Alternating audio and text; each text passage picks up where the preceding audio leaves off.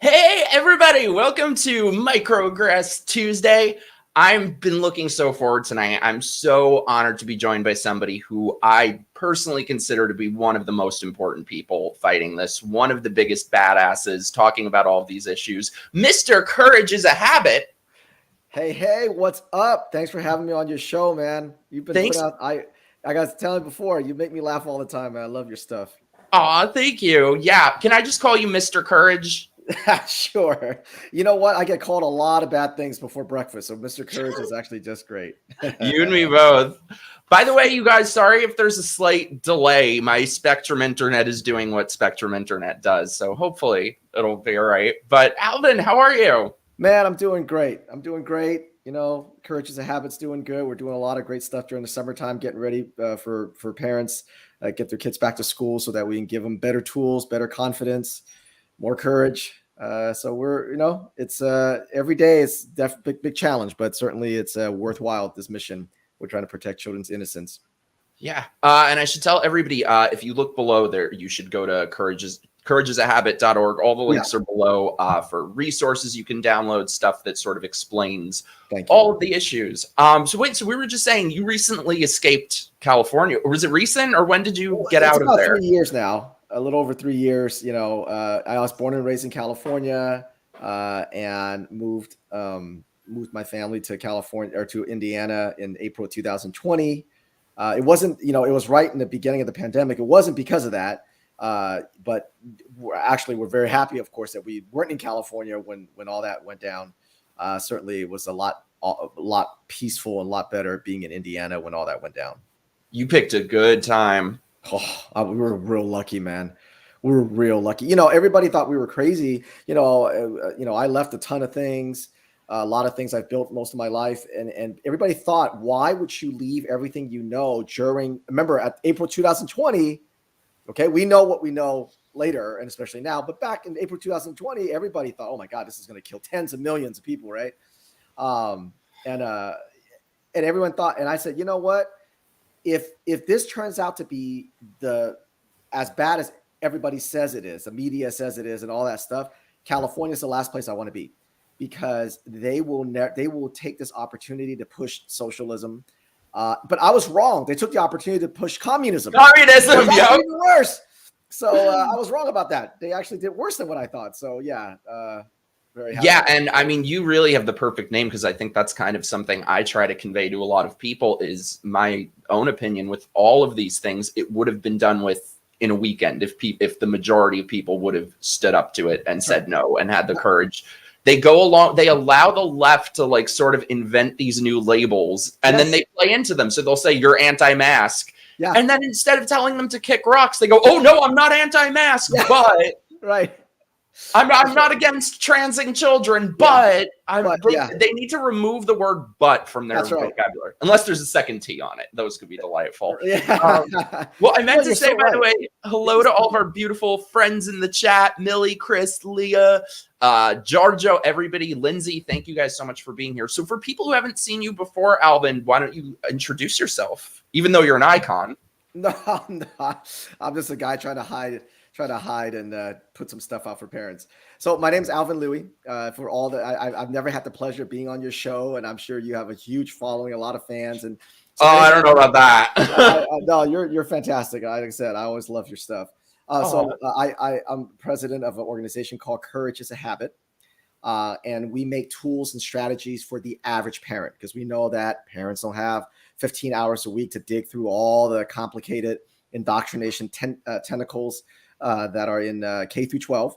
We primarily focus on public schools, and we make we create strategies and tools for parents and legislators so that they know how to defend their children, and that they have that confidence too, because there's a lot of gaslighting going on. There's a lot of, what's the matter? You anti whatever the label is. And we try to, there's a lot of technical things that goes into the indoctrination in K through 12. But what we try to teach people first is the emotional and mental blackmail that happens to parents, and legislators go through the same thing. And you touched upon it perfectly. I mean, earlier what you said about just inventing words like anti-mask.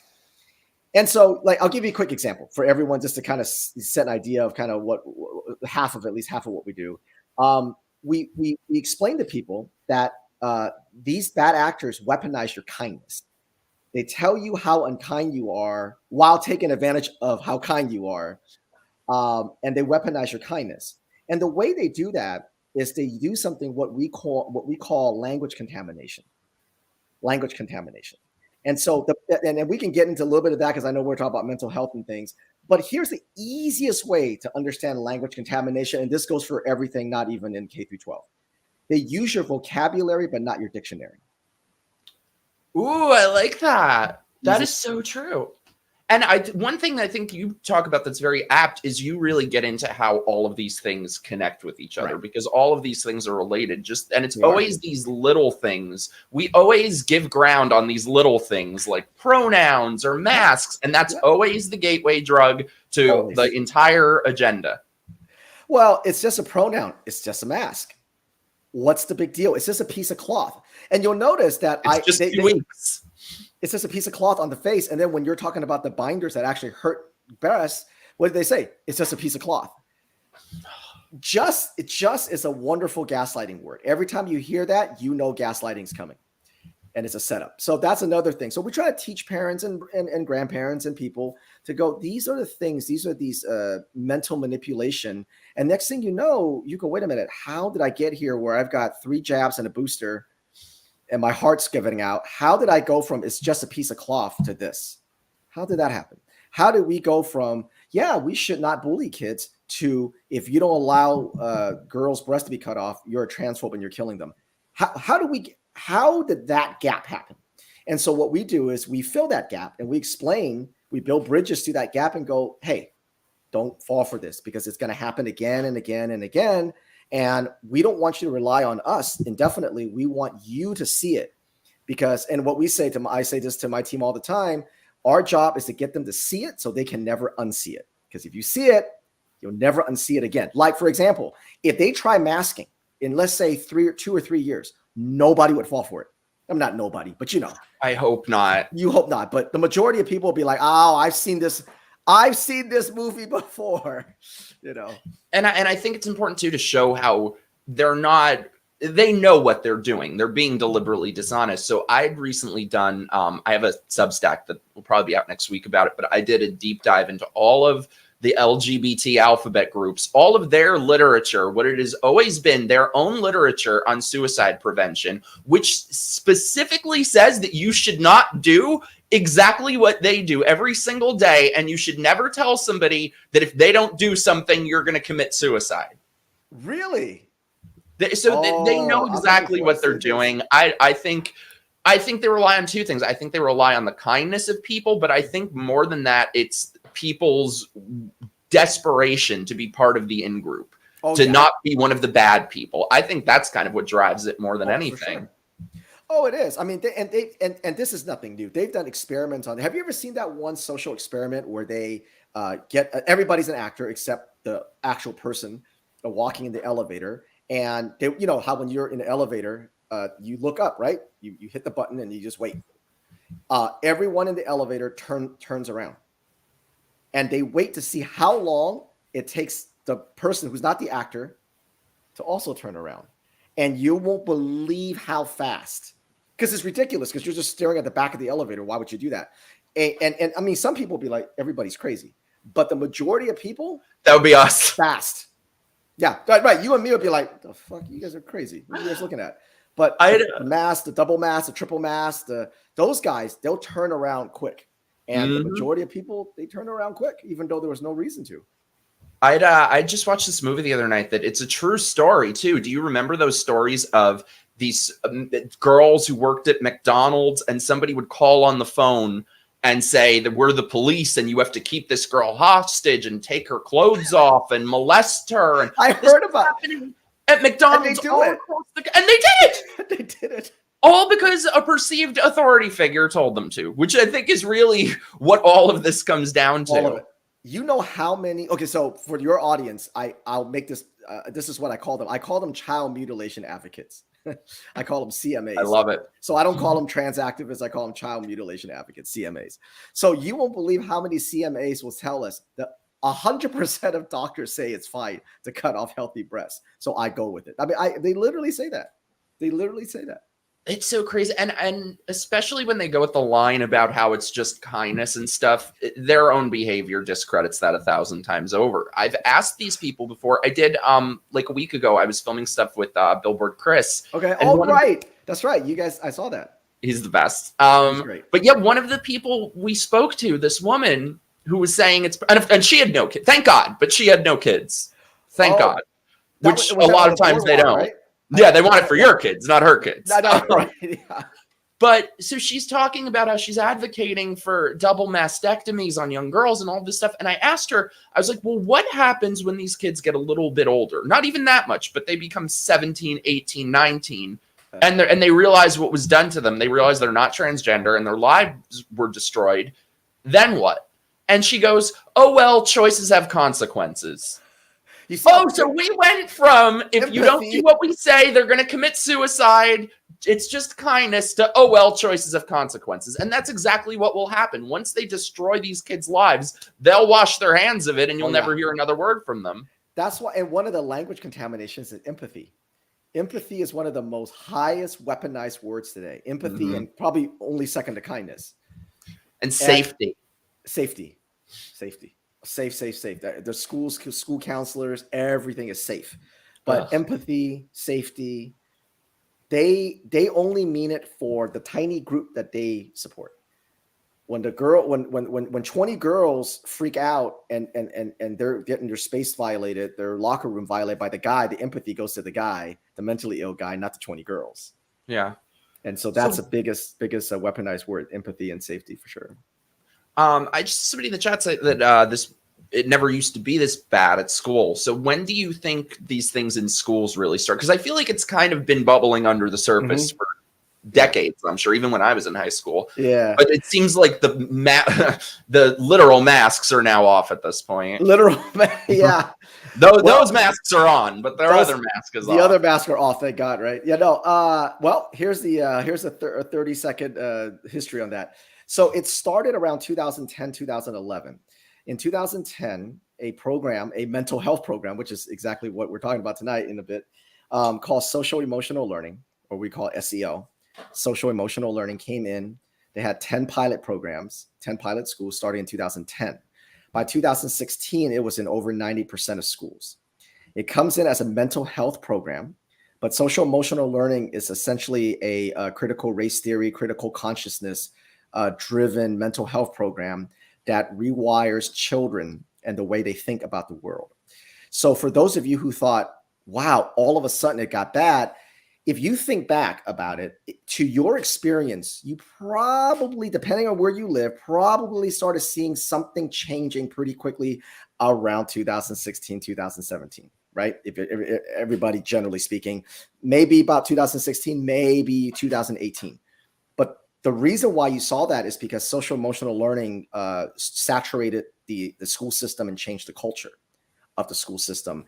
And then you started seeing the results of the children's mental decline and them changing to be social justice activists. I think it was probably the anti-bullying stuff that started a lot of that. That's and I mean, now we're seeing the monsters that it has created. That's right. Who would have thought bullying actually kept a lot of these lunatics in line? You know, some of them, their asses need to get bullied. I know, right? Who would have thought that bullying actually served some purpose? But, you know, I think there was ways to, schools already were very kind. Schools welcomed everybody. They try to help every children who actually needed help. Social emotional learning hijacked that kindness and changed the culture of the schools. So that's really where I mean, obviously there's a lot of history to that, but that's really where it came from. Yeah. And I think when I think back to when I was in high school, it was very partisan even then, that there was communism club in my high school. They had teachers taking kids on trips to Cuba to learn about how great socialism is. So yeah, I think it was always there, but now I think we've sort of seen it switching to becoming like the default, where they're trying to just make this into the default at every school. That's right. It's the default. Whereas you've always had very woke teachers because they come from academia, and academia has been that way for 25, 30 years, but it didn't, the system of the schools, what you're talking about was individual teachers doing it in clubs. Yeah. What you're seeing today is actually a system-wide change. That's a good point. So let me give you an example that everybody can understand. Okay. So let's say I, Alvin Lui, I go to somebody's school, your school, and I say, I want a 5th period Buddhism class, teaching Buddhism. Now, obviously, that's not going to fly because it's a religion, right? But let's say for my example that somehow I got it in 5th period Buddhism. All right. Some kids take it. Some kids don't take it. It's an elective. You don't have to take it to graduate. Some kids might take it and go, I don't like any of it. Some kids might go, oh, some of it makes sense to me. Okay. Big deal, right? 5th period. I teach you what Buddhism is. You take it, you leave it, whatever. Now, take what I said about 5th period, but instead of 5th period Buddhism class, imagine if I changed your entire school to a Buddhist temple. If I change your entire school to a Buddhist temple, your children that go to that school, they're not learning about Buddhism. They're learning how to behave and practice like a Buddhist. That means everything good, everything bad, every decision, who they marry, where they buy a house, who their business partners are, will be through the lens of a practicing Buddhist. And even if your child does not take 5th period the Buddhism class, they will be taught how to practice like a Buddhist. They will live like a Buddhist, a practicing Buddhist. Now, replace everything that I said about Buddhists and Buddhism and change it to either critical race theory, critical race theorists, or transgenderism. That's your K through 12 today, and that's what social emotional learning did to schools. That is the best friggin' analogy I've ever heard of that. It's so true.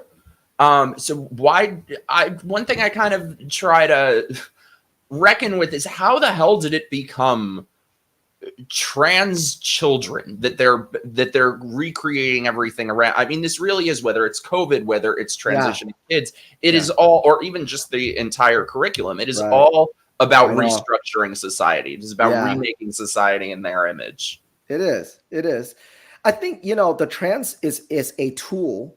It's just a really horrific tool because you're mutilating children, right? You're sterilizing them, you're mutilating them, and it's a lifelong medical. You're creating lifelong medical patients.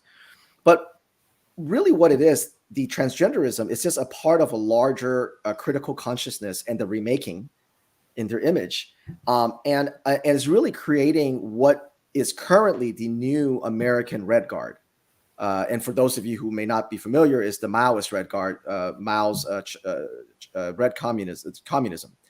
His kids, his version of BLM and the transgender kids, it was called the Red Guard. And again, it's nothing new. Whether it's Hitler's Youth, Mao's Red Guard, Venezuela, Cuba, anytime there's a revolution, there has to be young people. Because there's no such thing as a 60-year-old revolutionist, right? There's no 50-year-old guy in there chucking a Molotov, right? They're always young people. And that's true throughout history. And so oftentimes, people accuse people on my side to say you're trying to whitewash history. Well, that's not true. We're not whitewashing history. What we're doing is we're redwashing history because we don't teach about communism or socialism. And when you don't teach that, and I would even say some of the people watching today, if you're under 35, you actually probably don't actually know what communism is and where it stems from and how it got into China and Cuba. And the reason why you don't is because you didn't learn about it either. And so then if you don't teach that history, which is actually a huge part of the world, when it comes for you and it comes for your country like it is today, you won't recognize it because we redwash history. We don't actually whitewash history. Oh, that's so true. No, I'm even thinking back now. When I was in school, you were never taught a word about socialism, communism, unless it was occasionally spoken of in a positive light. Right. In a positive light. They talk about, they don't want to teach slavery or black. That's all we learned about in school. From elementary school on, every day was either slavery, the Holocaust, Martin Luther King, Black history. That's all they taught. That's it. And then you might sprinkle some American history in there, right? World War II and once in a while. And that'll just be like, Betty Ross. All right. The flag. Yeah, that's it, right? You'll learn about Rosa Parks and things, which is great, obviously. But what you don't learn is how did Mao go into power? what happened to that famine, the period of famine before he came in? How did he take advantage of that vacuum? And if you study that, it's exactly what we're seeing today. If you study what happened to China, and we're talking about millions and millions of people died under that regime.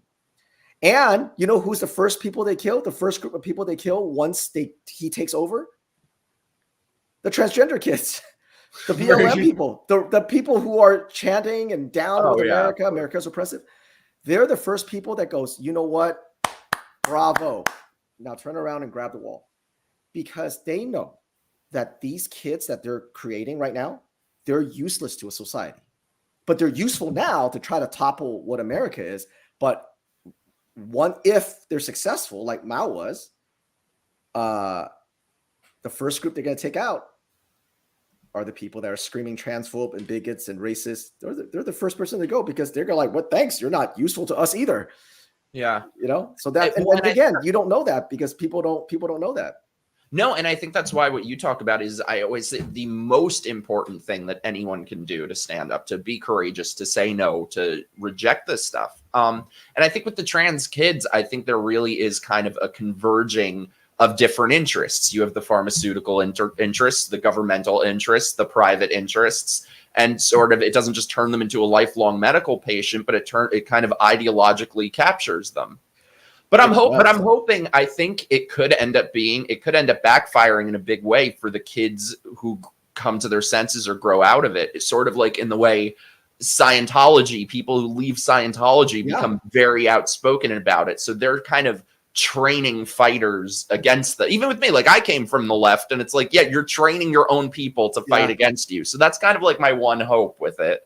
You know what? Actually, I think you're absolutely correct. I just had a conversation with someone on my team about maybe a week ago about it.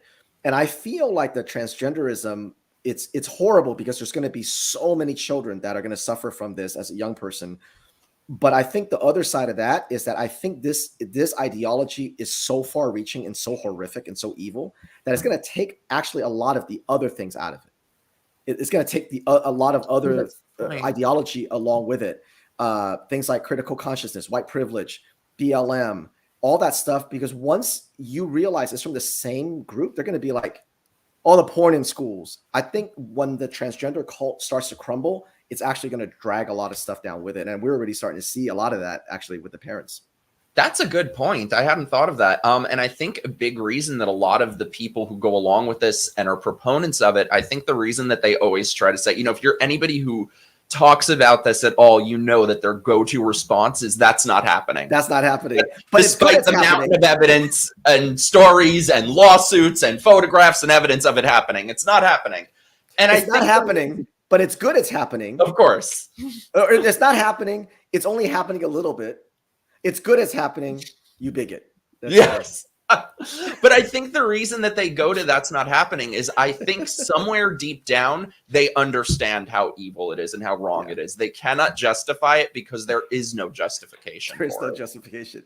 It's not happening is one of the funniest. It really is. I get very amused when I see one of these CMAs say that, because it shows me that they don't have anything else. It always amuses me, because when they say it's not happening, you know that they're desperate, because there's so much evidence out there right now. All anyone has to do is go, well, here, look.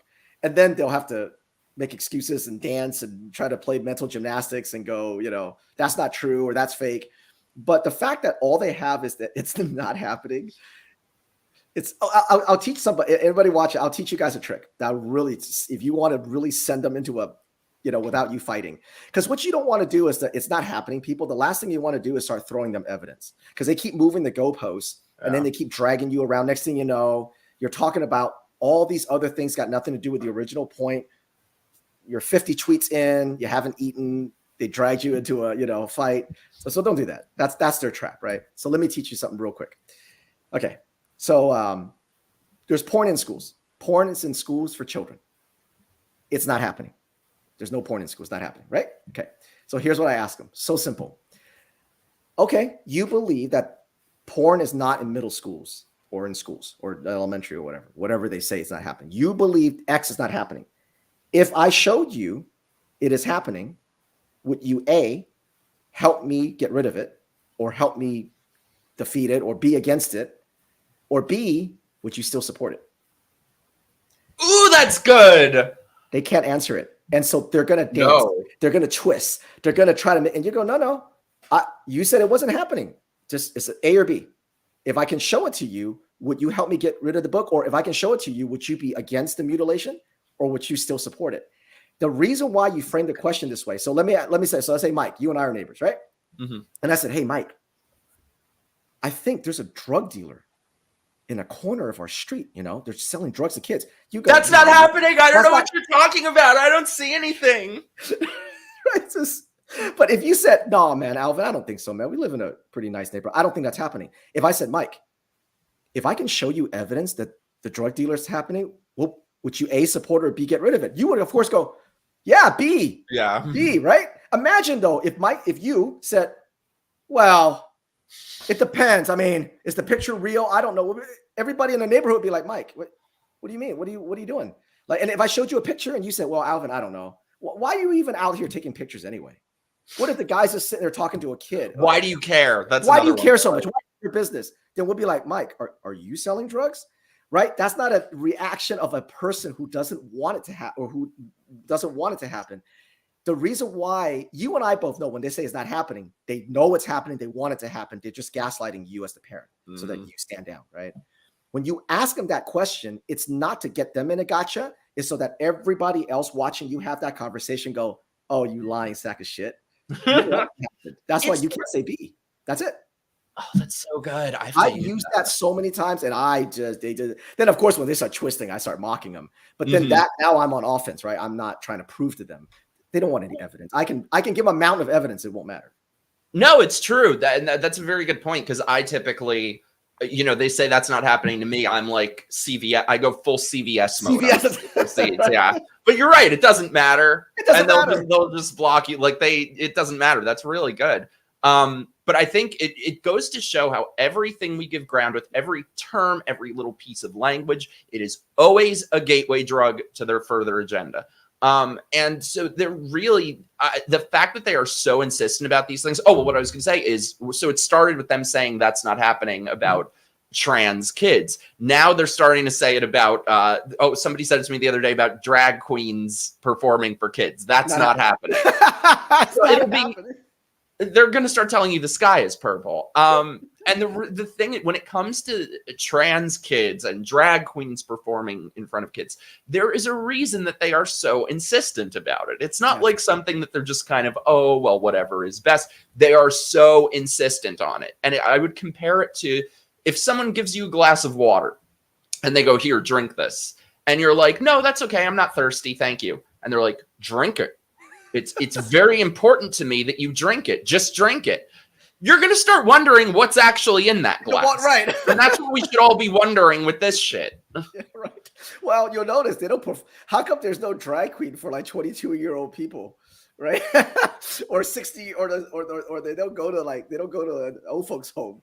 Why is it always, and it's not even the old folks don't want to see that. They've been through enough. They lived through depression. They don't need to see your flapping ass cheeks in their last golden years. And it's not even high school drag queens. It's always at elementary schools. Notice that, right? So I wrote a thing about it, and I'll explain for people wondering. So drag queen today is the gateway into the transgender cult, and is also the gateway to pedophilia.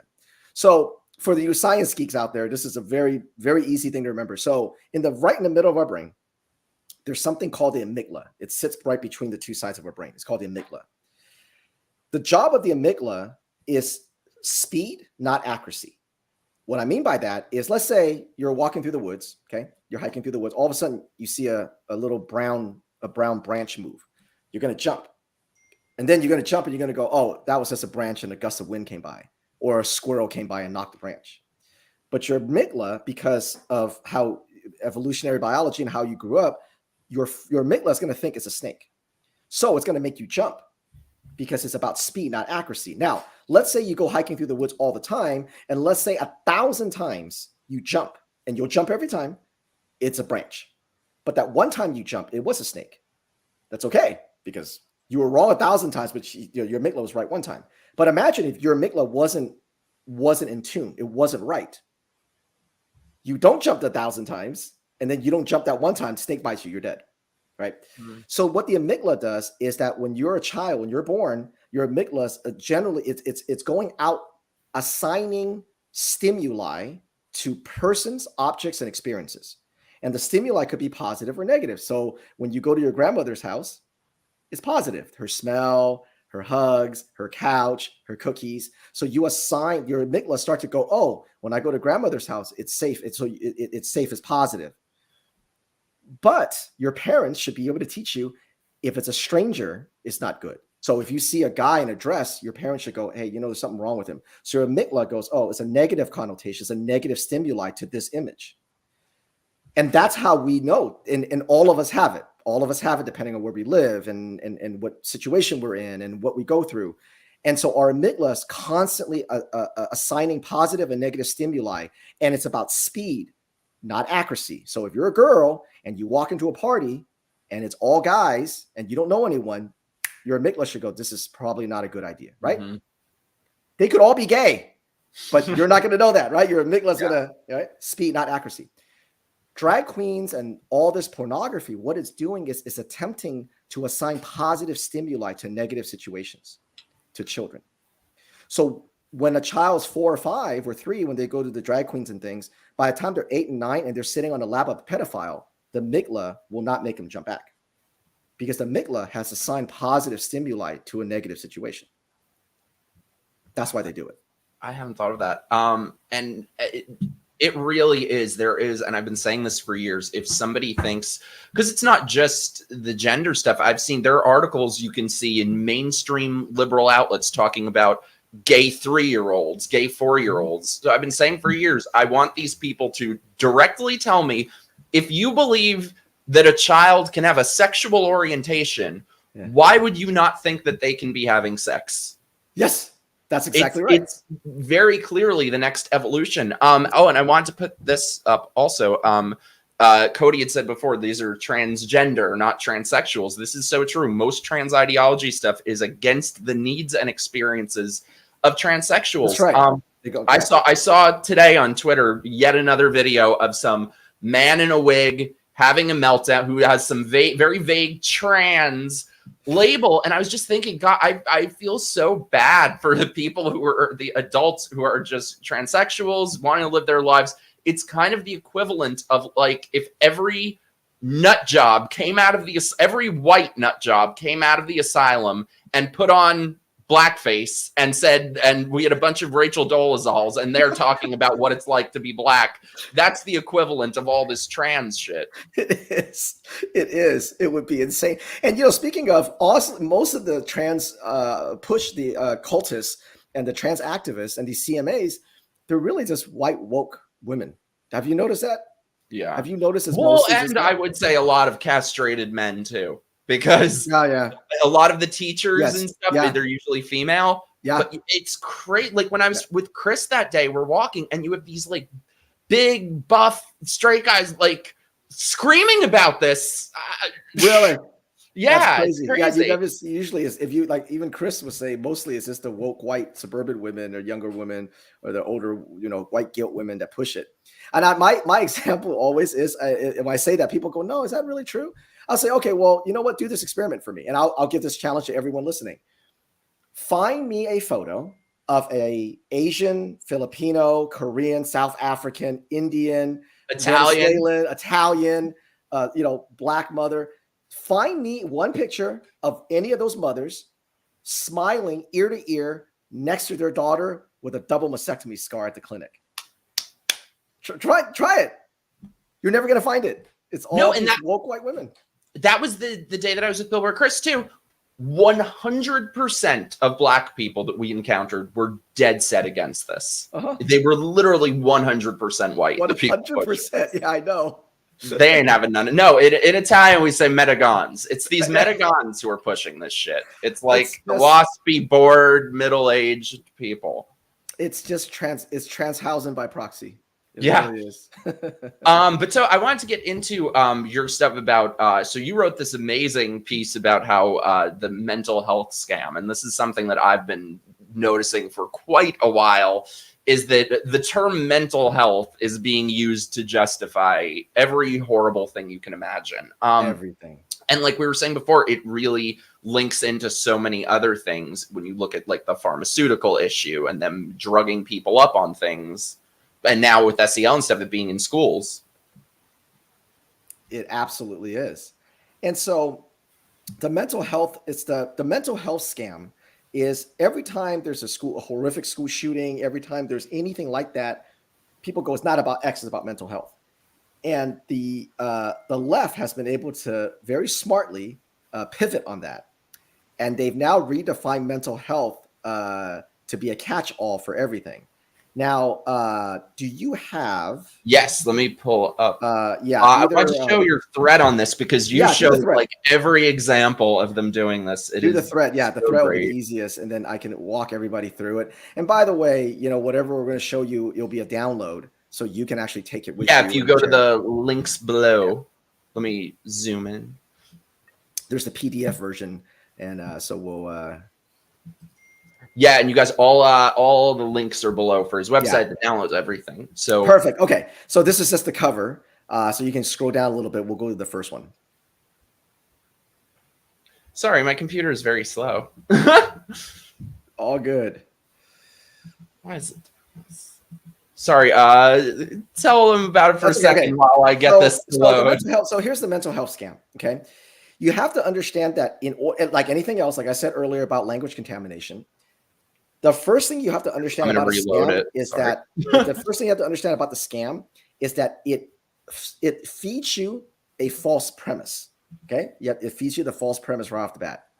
So the first thing we have to do is to describe how they redefine mental health. You and I, people listening, normal people, probably define mental health as if you had something very traumatic as a child that happened to you, that might still be tying you up, shackling your life. You should probably solve that. So that way it doesn't impact your relationships, being a spouse, being a parent, that kind of thing. Or maybe if you have a temper problem, right? To manage your temper, or you manage your stress. That's probably, generally speaking, what we decide as mental health, more or less, right? Here is how they define mental health today, okay? And this is what they're teaching children in school. Mental health is anything that doesn't align with the progressive, radical beliefs. So I'll give you some example. If you believe there's only two sex, if you believe that children are born in the wrong body, if you believe that you should have reparations, if you believe that your skin color doesn't determine your success in America, that there is the American dream, if you believe in the Constitution or the Electoral College. Here, by the way, I brought up this for some reason. Twitter is not loading for me, but go to Twitter thread because he shows all the every example you can imagine of this being put into practice. Right. So here's some of the examples here. Right. If you don't believe in we were talking about just the books. If you don't believe in the obscene books in school, if you don't believe in climate changeism, doesn't matter if you don't believe in climate, like, okay, maybe there's things we can do to help the climate or clean the water. That's not what we're talking about. If you don't believe in, like, you know, everybody's got to change everything. And so what happens is the coming climate lockdowns, you know, that like that. Right. So if you don't believe in, again, this is not exhaustive list, but this list probably is familiar with most people. If you don't believe in this as a parent, as a household, the schools is teaching your children that's emotionally abusive. That's poor mental health. So when they survey your children and they ask them all these personal questions, not directly, but indirectly, so they surmise it, they'll go, you know, they need trauma-informed care. Okay, that's what they'll say in school. It's trauma-informed. And you're like, what are you talking about? My child's not trauma-informed. They're fine. Nothing's happened to them. Well, it's white privilege. They have white privilege. That's trauma. If they're not white, then they really have trauma because they're not white. And so before you understand, when you say mental health, it's not, again, they use your vocabulary, not your dictionary. So it doesn't mean the same as what you mean. This is what they mean when they say we need better mental health services. Okay, so that's the first thing. I just had to bring up, because this is so spot on. You'd think that the people screaming about mental health would be, happy, mentally healthy. They're the That's least so mentally true. healthy. Yeah. They're the least mentally healthy. So okay. Yeah. So Sorry, that was fun. that's absolutely right. So they use it to weaponize, and the long game is to separate the child from the parent. And we'll talk a little bit about kind of where they go and why they're seeding that. And you see that with the transgenderism. If you don't agree that they're better a trans daughter than a dead son, right? Oh. Right? Oh, disgusting, right? But they start off with, if you don't call them by the right pronoun at home, that's emotionally abusive. You don't want to be emotionally abusive. No parent wants to be emotionally abusive. Just like the anti-mask, you set that in the top of when we first started. They invent things. And so anyway, well, and then they get codified in law, like what's happening now with that. We'll get to that, but yeah. So that's the redefinition. So I want to kind of set that tone, and that's the first one out of the resource. So you can go to the next one. So back to the weaponizing kindness. I talked about earlier about how we weaponize kindness against you. How do these people get parents year in and year out, co-sign these quite expensive taxpayer-funded programs like social emotional learning? The person just said it right. You would think people screaming about mental health would be mentally healthy, right? That person said it just perfectly. In the last 15 years or so, we focused more money, billions, not millions, billions. We can't shut up about mental health, right? Keep screaming about it, like that person said. Why are children doing worse than ever? If you grew up in the 90s, were you all not happier than the children today? If you grew up in the early 2000s, were you not happier? Was your friends not doing better? Right. Okay. So why? All right. So how did this happen? How is it that we spent billions, all this time, all these commercials, all these school counselors? How is it that the kids are doing worse? Well, this is the bait and switch. And what happens is this. I want to define two things for everyone to understand. Very easy to remember. Organic vulnerabilities versus synthetic vulnerabilities. Organic vulnerabilities are the things that pull at your heartstrings, whether you're a parent or not, but especially if you're a parent. The fact is that a child cannot decide who they're born into, and we all agree with that. They could be born to poverty, violence. They could be born to a drug-addicted mother, father in jail. Or maybe they're born into a perfectly fine family. A horrific accident takes both parents. Maybe they're born with learning disabilities. Maybe they have some physical handicaps. Death in the family that throws the family off. Maybe everything's fine. They have a sibling that's born, and that sibling has disabilities. Now the parents, they have to spend all the time and resources on the sibling trying to save their life. And then now you are getting neglected. All those things are called organic vulnerabilities because it's nobody's fault. This is nobody's fault. This is just one of those things that our hearts go out. We have churches and synagogues and mosques and state programs, school programs, federal programs to try to help families fill that gap. They're organic vulnerabilities. I think another word for organic vulnerabilities might be real problems. Real problem, life. Yeah. And life happens, right? But when it happens to children, well, that's when we all, it's hard, right? Yeah. So let's define synthetic vulnerabilities. Synthetic vulnerabilities is someone's fault. Someone is purposely socially engineering a child so that their life potential goes differently. Telling them that they're born in the wrong body. Sexualizing them early, which is that amygdala, what I talked about. Now they're vulnerable to pedophilia. Replacing academics with social justice. Now they can't read. They don't know math. They can't get a job. They're not financially secure. So they're dependent on the state. Convincing them America's oppressive, so they see oppression rather than opportunity. So on and so forth. This is purposeful social engineering. You're circumventing a child's potential by what we call brainwashing, what everybody calls brainwashing, but it's social engineering. Okay, so those are the two categories. Here's how the bait and switch works. The schools dangle kids with organic vulnerability in front of parents. Don't you want to help the kids who need help? Don't you want to help the kids? And parents, yes, of course. Here, this program, social emotional learning, or these mental health programs, it helps kids. It helps kids that need help. Parents, of course. But these programs actually create synthetic vulnerabilities. Oh, I thought this was very well said too, Audio. Synthetic vulnerability means theft of potential. Absolutely. My buddy Audio Coffee, he's awesome. And that's exactly, it's theft of potential. That's exactly right. So then these programs not only create synthetic vulnerabilities in otherwise perfectly fine children, they don't actually help children with organic vulnerabilities. So it's expensive. It doesn't help children with organic vulnerabilities. It creates a group of children that now has synthetic vulnerabilities. Then it goes on for a year or two. They take the children now with synthetic vulnerabilities. They move them over to the children with organic vulnerabilities. Then they run the scam again. They go, parents, children seem to be doing worse than ever. Their mental health is so bad. Don't you want to help the kids who need help? Don't you want to help the kids who need help? Of course I do. And they sign the thing again. Synthetic vulnerabilities. Create them, move them over to organic vulnerabilities, rinse and repeat, rinse and repeat. That's what's happened in the last 15 years. And that's why children are doing worse than ever, despite the fact that we spent billions of dollars and millions and billions of hours talking about it. That's the bait and switch. So when they tell you, don't you want to help the kids? Don't you want to help the kids who need help? Or don't you care? Where's your empathy? Be very careful.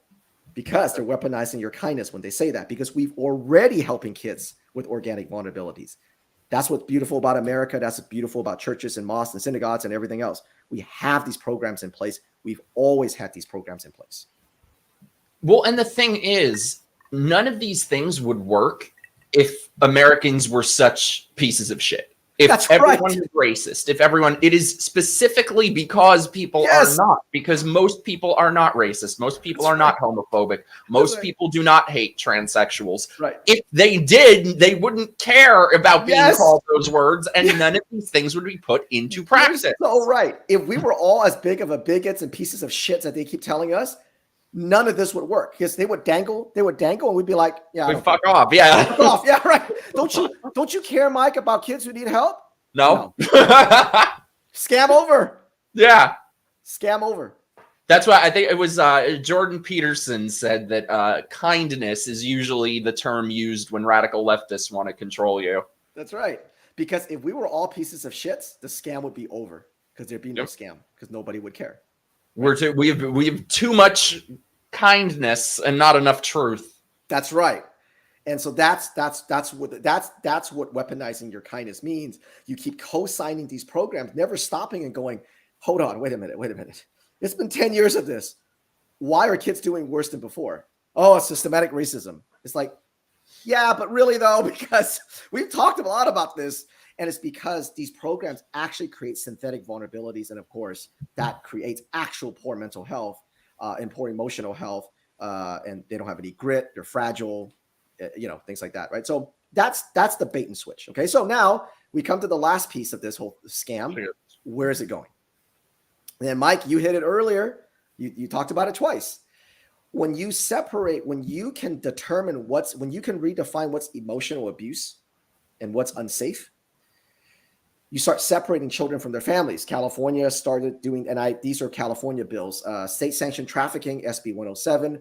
Thought Police basically says a 12-year-old can now separate themselves from their parents if they need mental health services, even if there's no abuse or neglect present. They don't need the evidence. They can just, at 12, they can say, I just want to leave. And California will help them. Affirm or else is the in-state trafficking. If your child says, I want drugs or surgeries, and the parent says no, they can now be taken away from them. And that's AB 957. SB 107 is out of state. So if someone from Indiana goes over to California, child gets over there and says, I want this, I'm a transgender, my parents are not letting me. If anyone from Indiana or any other state goes over to California and tries to get their child, California will not, and I'm not kidding, this is not hyperbole, this is a law. They will not reunite the child with the parents.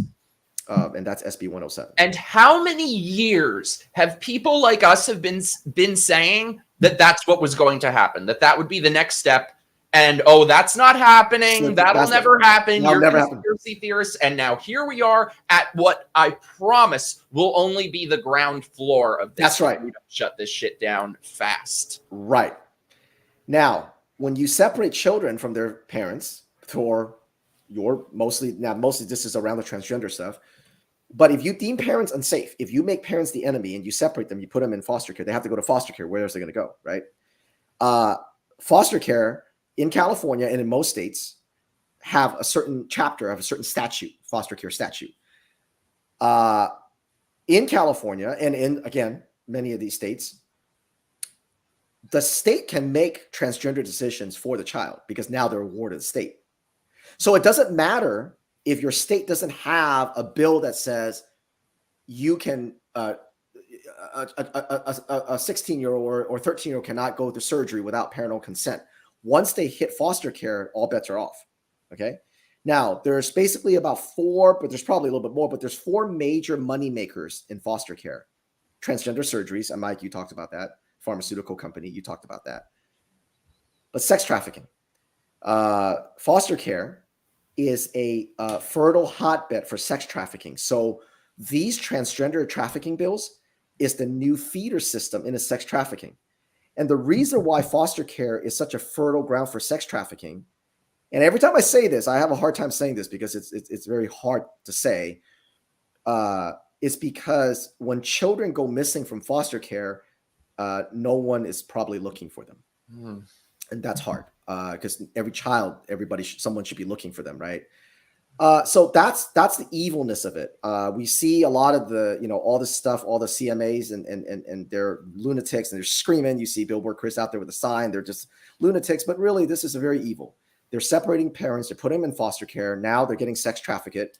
So this is where we are. This is the reality. This is not, it's coming. It's here. This is what it is. These are actual bills. And I use the California model because California is usually the crystal ball to the rest of the nation. Now, you might think, oh, it's just California, but SB 107 got passed in October 2022. So that was last year. Since then, 6 other states copycat SB 107. So, Jesus Christ. And I wanted to mention also this is why we were talking about this before, why it is so important to preserve the meanings of words and to preserve language, because we allowed them to define all of these words. We allowed them to redefine unsafe. Unsafe used to mean you walk down a dark alleyway, and that's unsafe. Now look at what unsafe means. And they can now say that your parents are unsafe for you, and they are under this new meaning. So these, like I said, these supposed little things like words, just a mask, like we were saying, are so crucial. And what's really sick about California also is that they'll say parents are unsafe if they won't trans their kids, if they won't give their 12-year-old daughter a double mastectomy, simultaneously putting children in actually unsafe situations. Yes, I don't know if you've heard about, I believe they're called reunification camps that they'll take these kids to. There's one case that it is the most horrific thing I've ever seen in my life. I'm going to be doing, I think in 2 weeks, I'm doing like a whole episode on this. I'm getting the actual people to come on and talk about it. But if you guys look up this case, the kids' names are Maya and Sebastian. It's all on video. Their mother is a sexual abuser, molesting them. The cops dragged them back to her house, forced them to stay with their sexual abuser. And these kids basically had to go on the lam and run away. And they tried to force them into this camp. It's the most horrific thing you've ever seen. Wow. No, I've never. That is what this same state is doing while they are saying that your parents are unsafe for not putting you on Lupron and hormones. It is so sick. It is so sick. That's good. God, that is. And that was in California? Mm-hmm. Jeez. It's everything they say is backwards. Yep. If they say it's healthcare, it's not healthcare. If they say safe and effective, is dangerous and ineffective. Yup. Everything is backward. Everything is opposite. The same thing with a safe and abuse. Parents who don't want their kids to be mutilated are unsafe. Parents who want to mutilate their kids, safe and loving. Everything's opposite. Is that dialectic inversion? And it's always what every cult does. The first thing they do is disconnect you from your loved ones, from your families. It's so funny. A couple weeks ago, I had this transgender actress who was on some show flipped out at one of my, like, an old Instagram reel of mine from like a year ago. And so I was flipping out about it. And what I thought was interesting, I went back and looked at it. I was like, wait a second. There are no tags on this video. There's no way she would have found it other than scrolling back a year through my profile. Yeah. And here's what I think was interesting. It was a video of me and my dad laughing together as he was telling some funny story about me as a kid. I'm like, so wait a second. This person scrolled through all the videos of me trashing gender ideology and the transes. What set her off was a video of me laughing with my dad. What was her perceived problem with it? What did she say? Just like personal attacks. So you're pretending to be laughing. He doesn't really care about you. Like, just crazy shit. But I'm like, there's nothing. The antidote to this cult is familial bonds. Yes. That is what breaks the chains of this. That's always what it is. It's always the parents. And it always will be. It always has been. It always will be. You know, especially fathers in particular. Because, you know, that's just, you know, and fathers have a different energy, right? I was, you know, I was telling this one friend of mine, he had a son. And actually, I've said this to many of my friends, but you know, one of my friends, he had a daughter, or had a son. Sorry, he had a son, and his son maybe like 2.5 years old, and wife's pregnant, and that daughter. And he was, you know, starting to get into this fight and everything. And I was like, he was really, you know, passionate about it. He was like, you know, my son's only 2.5, but if he's in school and they ever told him he was wrong sex or show him this book, I would go in. I'd be so mad. Okay, I'd be so angry. And then his wife, you know, about 9 months pregnant. And I was like, hey, you know, good luck. Hope everything goes well. I go, by the way, you know how you really mad about your son? I go, when you have your daughter, you're not going to go, oh, if they show her this, I'm going to give them a piece of my mind. You're going to say, I'm going to burn the whole fucking thing down. I'm going to dig everybody back up. I'm going to burn it again. And I'm going to bury it again. I go, when you have a daughter, it's completely different. So anyway, you know, his wife has a beautiful baby daughter, and at 3 months, you know, he, of course, you have no sleep and everything. A couple months, I catch up with him. I'm like, hey, how you doing? How's your wife? He was like, man, Alvin, I'm so tired. He goes, but I remember what you said. I held her in my arms. I thought about all the things that, you know, I know now. You're so right. I wouldn't even talk to him. I burn it all down. It's just, father is just different, right? When you have, especially, and I tell this story because the transgender cult, so transsexuals, the true gender dysphoria historically mostly affected men, and you know this, right? Mostly affected men, but the current social contagion mostly affect girls. So it's not really gender dysphoria; it's a social contagion created by these fuckers. Yeah, and you know, for a father, when you have a daughter, it's different. It's crazy too, because it's like, you know, my dad is much older. He's not on social media. So like trying to explain all of these things to him over the years, sometimes it's like when I tell him about this issue of them trans kids, he just can't believe that it's a real thing and that people go along with it. But now I think and I think this is where it's becoming more pervasive. It's starting to reach him where he's having arguments with people now, telling him that's good. You think? That's good. That's real good. Yeah. Because now it's reach, you know, if they had it their way, it wouldn't reach people like your dad. They would just keep transing kids in the dark. That's a good point. They don't want, even if your dad and a buddy in a bar or whatever, and they argue about it, they don't want that because that's noise. That's a good point. That's why they keep saying it's not happening. They'd rather just stay down. But, you know, back to that actress, it is funny though that she had to scroll and find a year's worth of video instead of just, because it's not like you got served on like an Explorer page or anything, because it's too late. There was nothing on it. And you would think that all of my videos about this shit would have set her off, but I'm like, there was something that got very triggered by just seeing a father and son. They hate that. They hate that. They hate that. Well, that's why they do the whole glitter family, chosen family bullshit. We're your family now. I mean, it's so disgusting. You know, and this is a systemic. This is all like this whole transgender trafficking bills, like the 107 and 95 and 957. It's completely a coordinated thing because the Human Rights Campaign, for those of you who don't know, the Human Rights Campaign is one of the most it's a global radical, just the most evil organization. GLAAD. Yeah, GLAAD. all those guys. The Human Rights Campaign now has, they're partnering with organizations to transport children to states that have the transgender trafficking bills. Remember I said there was about 6, 7 states now that have it? Yeah. So they have a company that's as an aerial, like a helicopter company, that's offering free rides to kids to leave red states that are banning transgender mutilation to go over to the state. They're flying or traveling, and they have programs like they have like what it's a beginning of like an Airbnb where people can go, they can put their names in there and go, my home is safe for a transgender. Oh God, you're just it's like asking for every pedophile in the world to be like, come here, kids. Yes. If you go look at the Human Rights Campaign, they started it about 2 months ago, where they're starting to add these programs, these vendors that basically match people. Yes. Match and by people, we mean kids, right? Yes, kids, minors. And these people are like, we're a safe home. For these kids who are separated from parents, confused, on puberty blockers, trying to get to a state to do more. It's right here.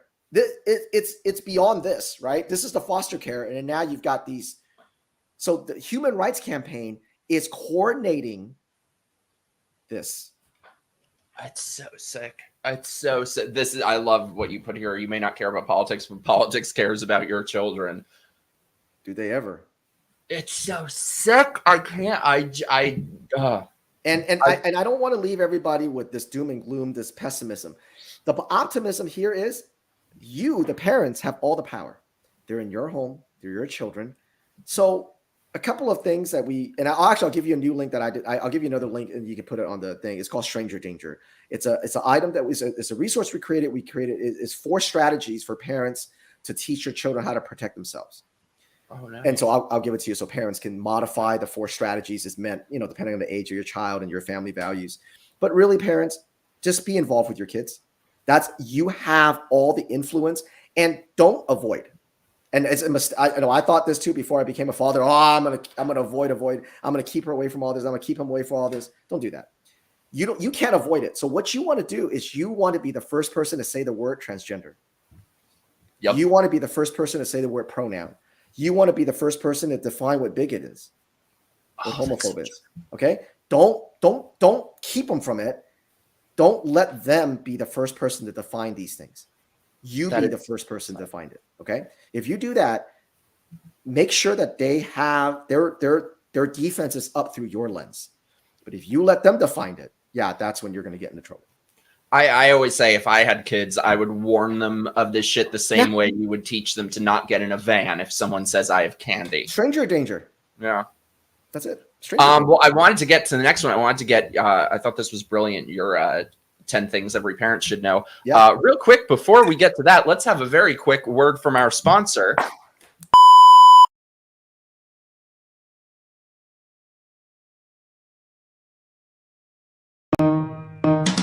It's time for my grifting.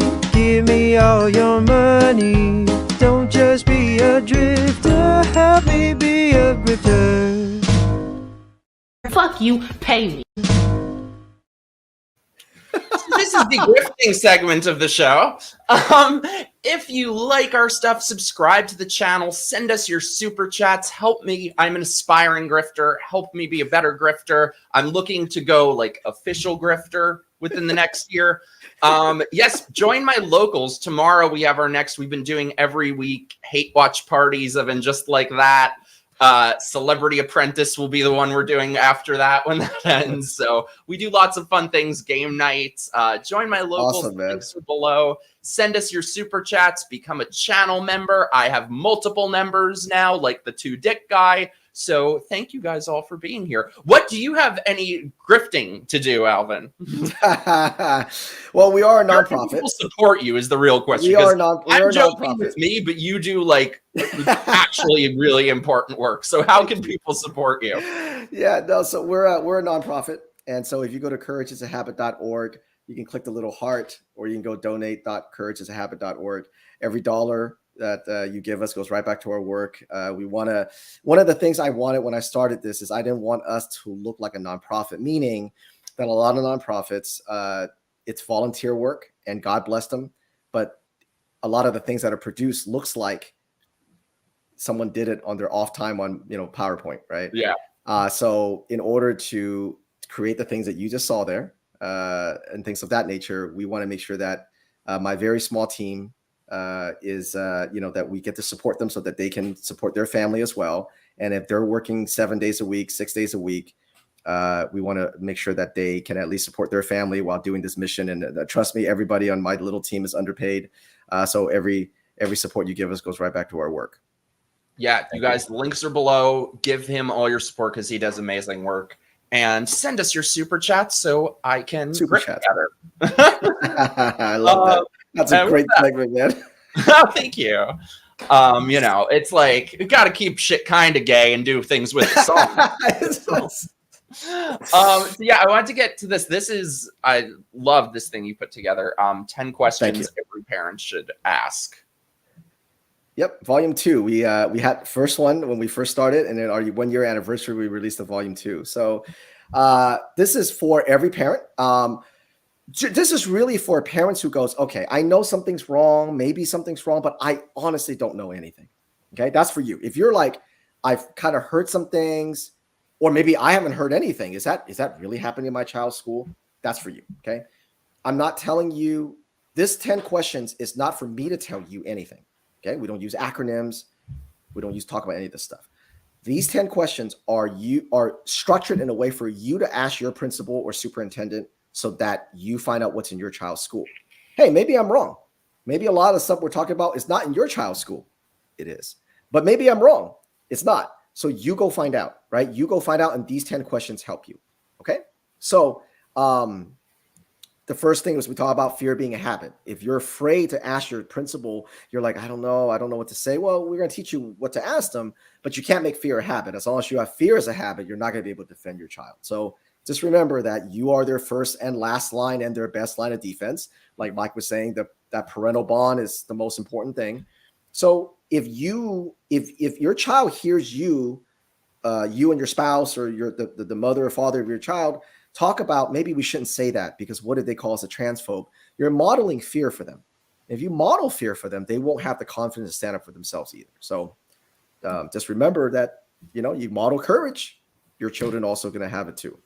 And it's so true what you say, that it's a habit, because it is something you get better at. Believe it or not, I used to be someone who wouldn't speak up for myself. So it is something you have to just keep getting better at. And it's not a one, here's the example. Here's a great example for everybody. Everybody understands this. If you're trying to lose weight or you're trying to build muscle, whatever your physical goals are, okay, just whatever it is. If you go to a gym for 7 hours a day, or excuse me, if you go to the gym 7 hours one day and you look in the mirror, nothing happens, right? You go to the gym 3 times this week, look in the mirror, nothing happens. But if you go to the gym, 20 minutes, 30 minutes a day, 4 or 5 days a week, I don't know when you're going to meet your goals because it depends on your body type, but at some point you're going to go, hey, something's changed.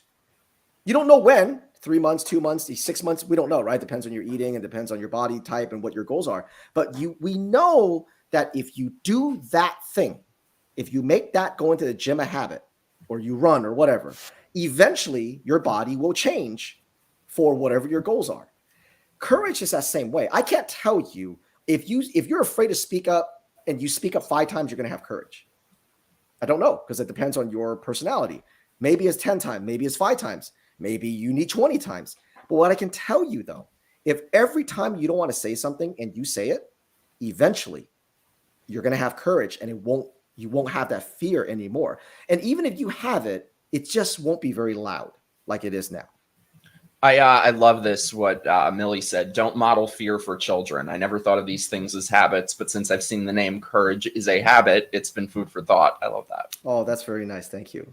All right, let's hit the first question. Now, so this is, before we hit the first question, so we teach you how to use these questions. So we don't just throw 10 questions at you. So here's some tips. Don't go to your principal, because you really only have like an hour, generally speaking. Don't ask them all 10 questions. pick 2 to 4 questions, meet them in person, ask them the question, and see how they answer. If they are dodgy and they give you a word salad answer, we just want all kids to be inclusive and safe and and we don't want, then you know that they're lying about something or they're trying to hide something. If they answer you very straightforward, then you know, okay, then they're probably transparent. So ask them the question, pause, observe how they answer. If they don't answer directly, dig a little deeper. Don't just move on to the next question. This is why we don't say ask all 10 questions. Because if you ask all 10 questions, you're just trying to rush through the 10 questions. We want you to ask 2 to 4, but really dig into it, and you'll see what I mean. After the initial meeting, schedule a follow-up in a month or 2, and then ask a couple more questions. You want to always be present in their office so that they know, you know what, Mike's kids, we don't want to smoke. Let's leave his kids alone. Because he's just. Oh, I promise you don't. I know, right? Right. And you don't have to be Mike. You don't have to have a platform, right? It's easy when you have a platform, but you don't. If you're just in there, most educators, they don't want the confrontation. So don't just go in there and just start that process and say, hey, I'm a part of my child's education. My taxpayers pay your salary. I'm going to sit and ask you these questions, and I'm going to expect straightforward answers. Right. Bring 2 to 3 parents, because usually they kind of gang up on you. They're such bitches. The principal will have this assistant principal and a teacher and, a school counselor. So they try to, fill the room. So it's like 3-on-1, 2-on-1. So if you bring 2 or 3 other parents, and then they can divide the question. So maybe like if Mike and I, right, go in, maybe he has 2 questions. I have 2 questions. And then that way I don't have to remember his 2. And if I get stuck, he can come in and say, I have this question also. So kind of break it up that way. Then last tip, after your meeting, go home, open your email. Whoever was in the room, go, thank you for the time today. Here are my questions. Here is your answers. Here are the things you didn't know. Here are the things you're going to look up for me. And here are the dates that you said you're going to get back to me. And then document what was said. I asked you this, you told me this. Once you document it, it becomes official record that can be FOIA'd later for lawsuits and things of that nature. So always send the documentation. So those are how to use it. And I think these things are so important because people talk about cancel culture. I mean, the real problem is coward culture. That's so good, man. That's so good. I'll remember that. These things only take root because people go along with them, because people don't go in there asking questions. They just go along with it. Right. So yeah, let's get to that. Let's hit it. So, I'll kind of go into a couple of them. I won't go through all 10, but I'll go through a couple of them to show you when they kind of give you the bullshit answer, how to dig in, right? What is the school's policy on keeping secrets from parents, particularly when it comes to name changes, pronoun changes, decisions regarding Jackson Center? Well, we want all kids to feel safe, inclusive. We want kids to be seen. It's very important. There we go again. Safety. Safe when they're here. Okay, great. Now, what's your policy on keeping secrets? If my daughter comes to you, then who keeps the secrets? Do you tell us? When do you tell us? Well, Mr. Lui, we want all kids to feel safe, right? But when do you tell me? Do you send me an email? Do you call me if my daughter comes to you and said she's a boy? Well, you see, when he answers that way, now you got a problem, right? And, so that's and what I think people need to remember about this too, even let's assume even that child where they're keeping the secret is somebody who grows up and is somebody who ends up legitimately being a transsexual person. Mm-hmm. That gender dysphoria is still a very dilapidating condition that parents need to be made for that child's own actual safety. It's something that the parents need to be made aware of so they can get help. They could do counseling, whatever. So keeping a secret like that is inappropriate no matter how you look at it. No matter how you look at it. They'll go, well, some kids, they don't have a safe home. Well, yeah, but we're talking right now though. Do you think my home's not safe? Is that what you're saying? No, Mr. Lui, that's not, no. Do you think is that what you're saying? You're accusing me of, no, that's not what I meant. Okay, well then other people's homes got nothing to do with me. I'm asking you. You see what I mean? That's what I mean by digging in. Don't just go, oh, okay, all right, well, let me ask you question number 2. Don't do that. You dig in unless they straight up go, absolutely not. We don't keep anything from parents. Da, da, da. If that happens, we call you in, we tell you. Okay, right? If they say that, then you're good. What is the position of school? What is the position of the school that systematic racism and oppression is an objective truth? Oh, I love this so much. This is so great. They have to answer that. Well, the country is a stain in slavery. We're not talking about that. We're asking you, does the school believe that systematic oppression exists? That is an objective truth. If that's the case, what are laws? What are current laws in the books that are saying that my white child or my Asian child has more rights than that black, or my black child does not have right, whoever you are? When you ask these questions we go through painstakingly to ask them in a way that if they're lying, it's going to be very obvious they're lying. So these questions are not haphazard. These questions are designed to be, if you ask them in that way, it's designed to put them in a position to either word salad or be clean about it. Kind of like my question about if I can show you, are you going to A, support it, or B, be against it, A or B? The answer is their answer. Mm-hmm. And so all these questions are like this. Who approves the books? What are the procedures for accepting or rejecting books? You accepted genderqueer. I have another book. Will you put that in the library? No. Why? If you say, I want to accept all children and all perspectives, well, I have this other book that's the opposite of transgenderism. Are you going to put this book in next to genderqueer? No. And you're just, oh, well. So they do believe in screening things. You do believe in it. And it's not banning books. Gee. Yeah. Are you going to put Irreversible Damage by Abigail Byron? Are you going to put a book by Thomas Sowell? No? Oh. Maybe systemic racism does exist. You're rejecting a black author. So good. Oh, it's so good. That's so good. So these questions are designed so that you're in the offensive seat, not the defensive seat. That's why you cannot go in and go, do you teach critical race theory? They'll say no. Right? That's it, right? So are you sexualizing our kids? No. That's not a question. These questions dive into the layers. And so, there's 5 here. Are teachers allowed to use lessons outside the approved curriculum? A lot of parents believe that if I can see my child's curriculum, I see everything. That's not true. A lot of teachers, especially the woke ones, they bring in curriculum from outside, like teachers pay teachers. They'll pull stuff from Gleason, all that nonsense, right? And so you have to ask your principal, do you allow teachers to use lessons outside of curriculum? They might say, no, we don't. Then the next question is, how do you police that? How do you know?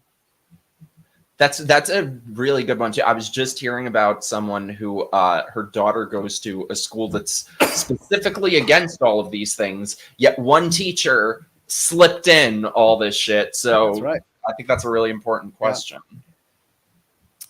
Third parties. So schools today are swimming in NGOs, non-government organizations. So real quickly, there's the private partnership, public partnerships scam here going on. So I'll give you a quick example. The American School Counselor Association trains over 85% of school counselors in the United States, but they're a nonprofit, they're a private organization. So school counselors go to ASCA, the American School Counselor Association, gets all this training, all this radical training. They come back and influence your children. But if Mike and I try to go and ask our schools, hey, let me see the training your counselors go through from the American School Counselor Association, our public schools can say, oh, it's got nothing to do with us. We didn't pay for that. But that's a scam. They're the private companies training the counselors to influence your children. The public schools are running cover for them going, I don't know, nothing to do with us. So there's a lot of these vendors like this. And so the question is, do you provide alternatives to third-party resources that are protected by proprietary laws? Meaning, do you hire a private company to push certain curriculum or training that we can't see? Oh, that's a good one. I wouldn't have thought of that. And they'll have to go, no, or, well, there are certain companies. Then again, how they answer it. And then you can go, okay, what are those companies? They have to at least tell you the companies, but they don't have to show you anything. And if that happens, now you got a problem because now you can't see what they're paying for, right? So it's that public-private, kind of partnership that's keeping parents from seeing a lot of things. Do you allow teachers to display ideological materials? That's an important one because so many of these schools, they're putting up the alphabet flag, and that at this point is just a political symbol. Just like BLM, they slip it in through, it's just Black people, gay people. No. It's the gateway to the entire ideology. And it's the same reason that I've always been for the separation of church and state. That's because right. If it's not everyone's religion, it doesn't belong in the classroom. Same with this. Same with that. Then you can ask, well, I'm part Irish and part Indian. I have a family flag. Can I put up my flag? You just said it was all inclusive. Do I get to put my flag up? Do I get to put up my Trump flag? Oh, never. Never. So wait a minute. Why you guys say you're all inclusive? So where's my inclusion? So they shouldn't be allowed to do, not that they would, but they shouldn't be allowed to do that either. But there is no difference between today there being a BLM flag or an alphabet flag. None of it should versus exist. a Biden flag. It's the same thing. It shouldn't, right? It should be an American flag, and then maybe if you have a school flag, that's it. That's it. Mm-hmm. So the last one is the data. There's a lot of surveys, questions. Oh wait, I wanted to get to 9 because I think 9 is really important. Also, 9, yes. This is what we were saying before: is that this is the gateway to everything. It's not just a pronoun. It is a way when they ask your pronouns, no matter what in the world they are, the answer should be no, because that is the way for them to ask. Do you comply? Are you part of the in-group? Are you part of the ideology? And it's a way for them to mark dissidence if you say anything other than what they want you to say. Yeah, so I'll go in, I'll say, are teachers allowed to ask my child their preferred pronouns? Yes. What if my child says, I don't want to participate?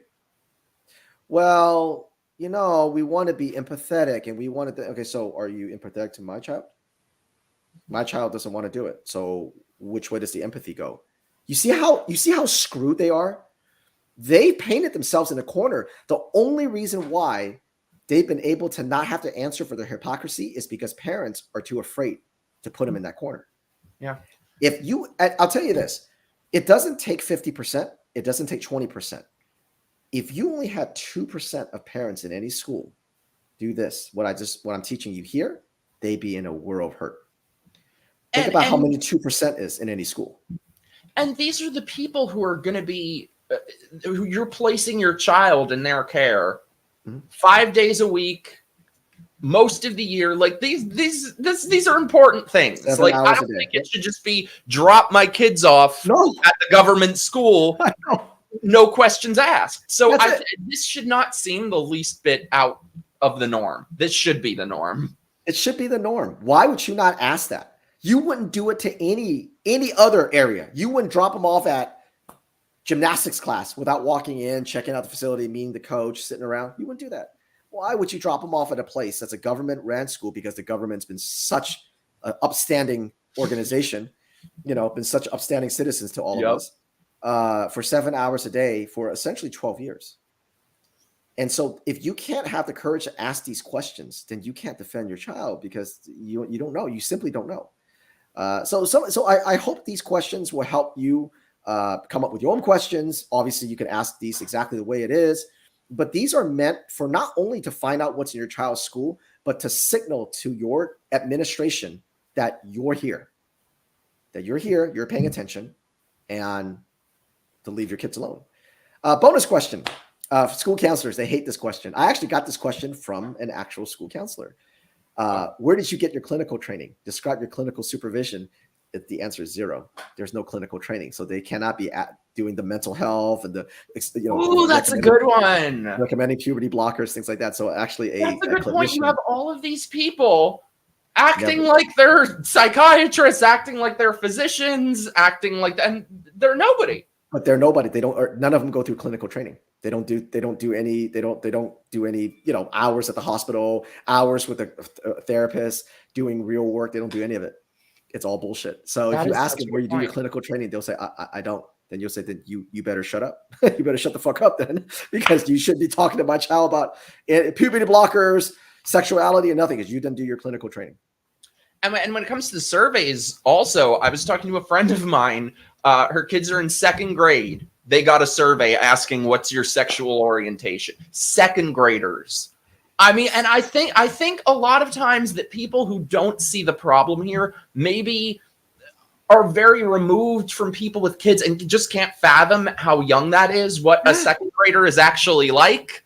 I mean, kids are like playing with their poop at that age. Yeah, if you don't have kids, you have no idea how young a 2nd grader is. You just the concept, because you're not gonna remember how old you were. The innocence, how they think about things, how they look at things, how they pick up a rock and been like, "This is Sally," and it's just they're so beautiful, right? Their innocence so beautiful.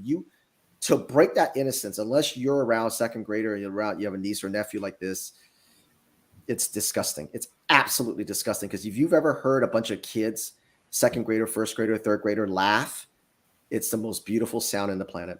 And to think somebody's out there taking advantage of their position of power, telling them they're born in the wrong sex, setting them up for pedophilia, it really does make you, that's why like that, my friend, you just want to burn down the whole place, Yeah, there is no scenario in the universe where a 2nd grader should have any sexual orientation. They're not gay. They're not straight. They are children. They're Superman. They're Spider-Man. They're they're a dragon. They're a pirate. They're whatever. Beautiful. Perfect. No child's born in the wrong body. Every child's perfect the way they're born.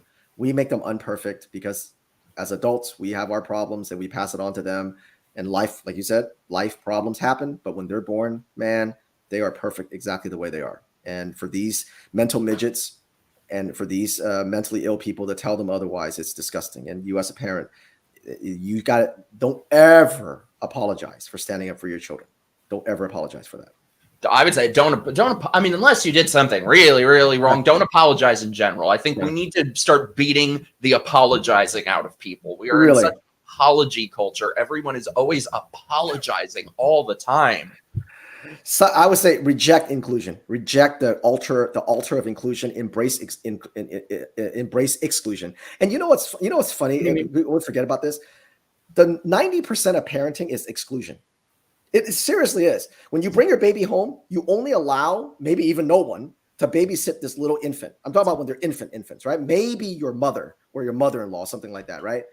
But you just keep everybody away until they're about like 3 months old because their immune system and things like that.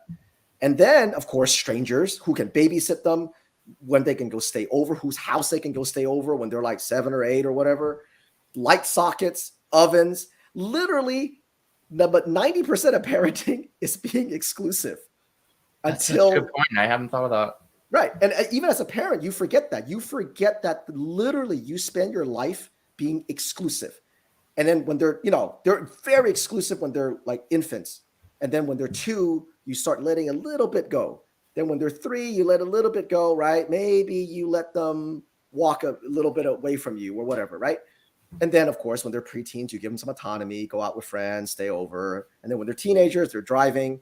But your whole parental thing is exclusion, exclusion, exclusion, exclusion, a little bit inclusion, a little bit inclusion, exclusion.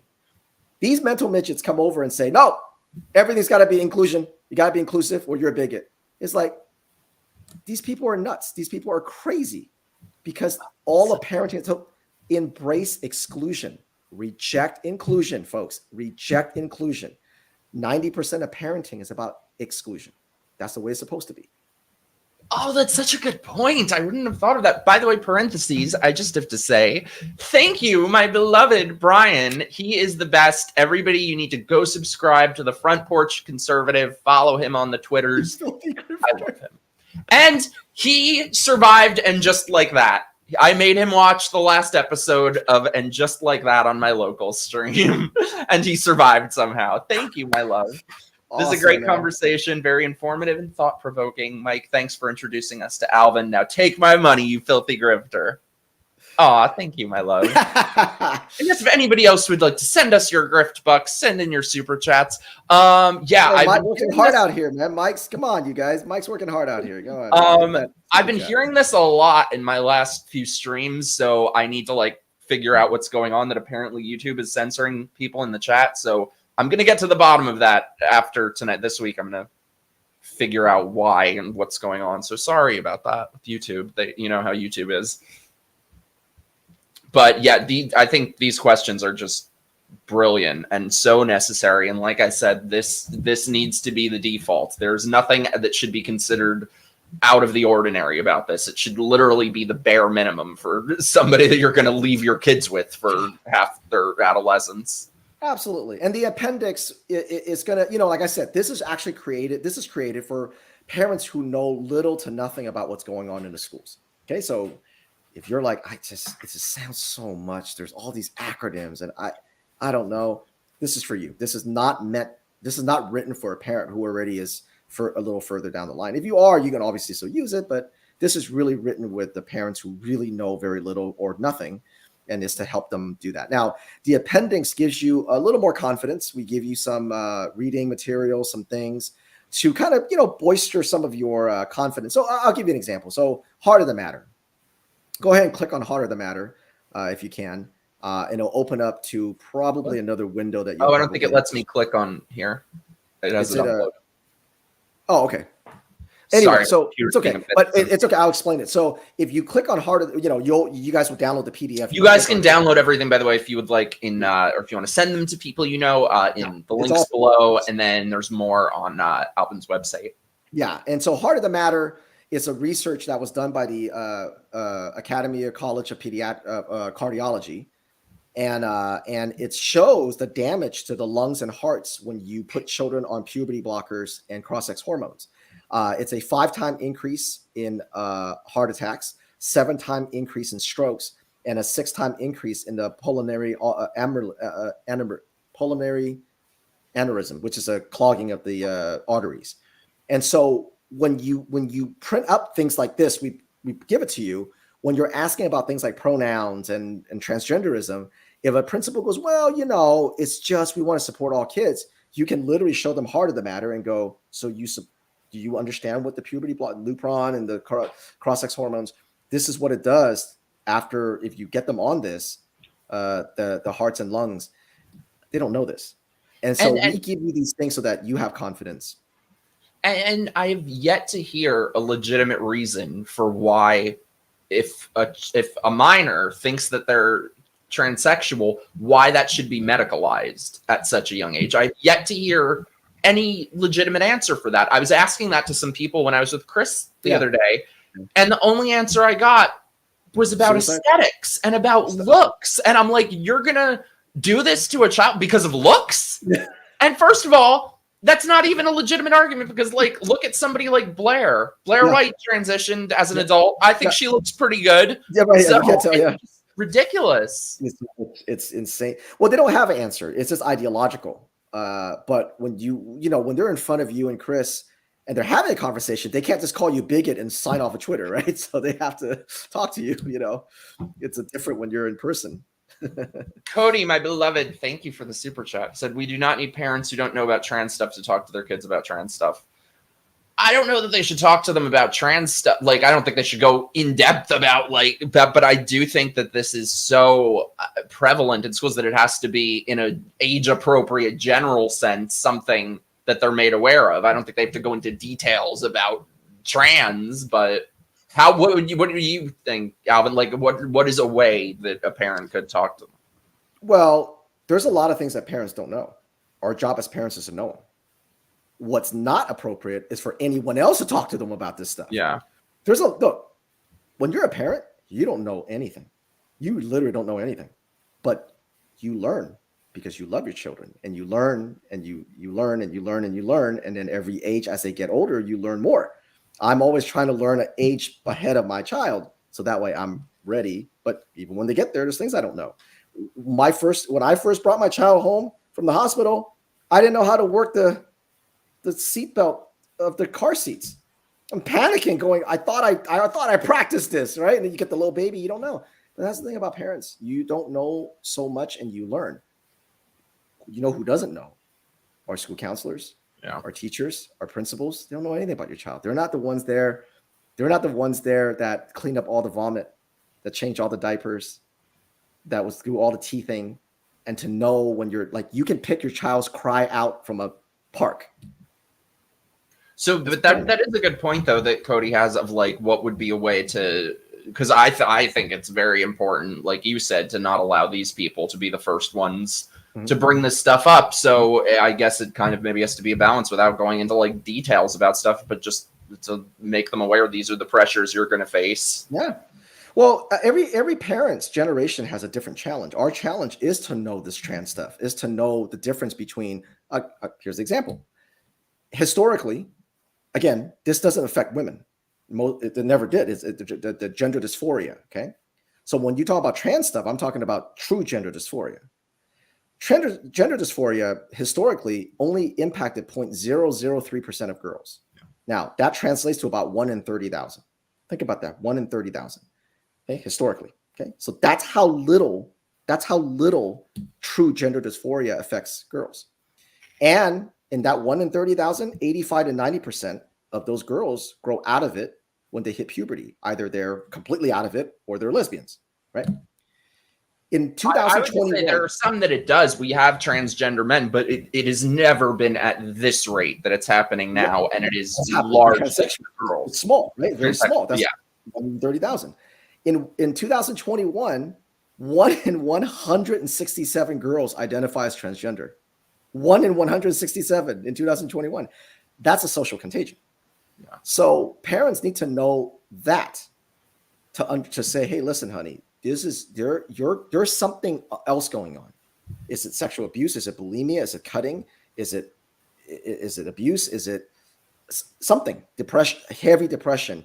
So it's not that she's partially right. It's not that you don't know about trans stuff. It's that there's other underlying things that you don't know.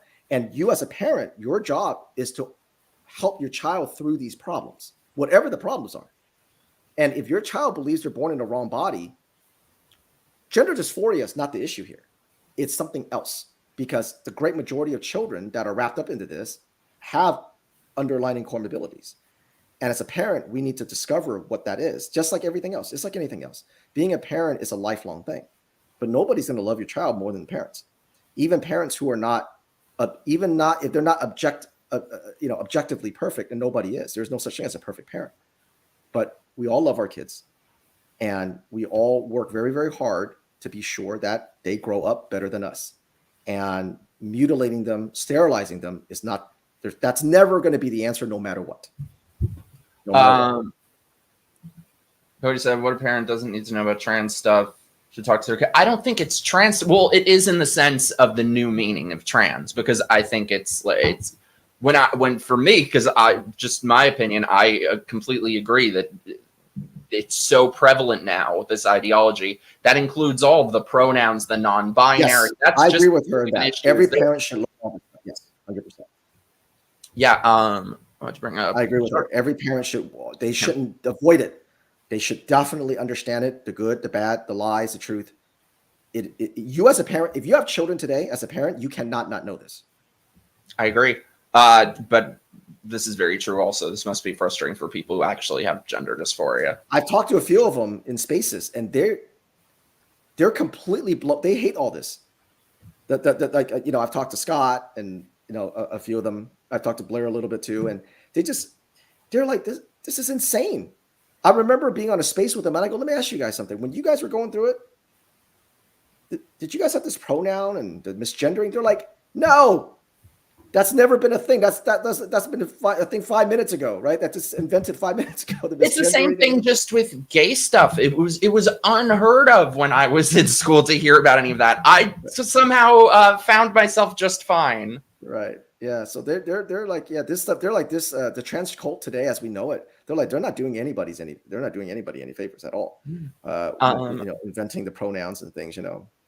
Thank you for the super chat, my beloved Giorgio. Alvin, can you tell us some of the results parents have had with your info? I think it's great info. Absolutely. So, parents across the country use it. We work with different parent groups, Parents Defending Education, Moms for Liberty, and all those different groups that have chapters and things. And so we try to put our tools out.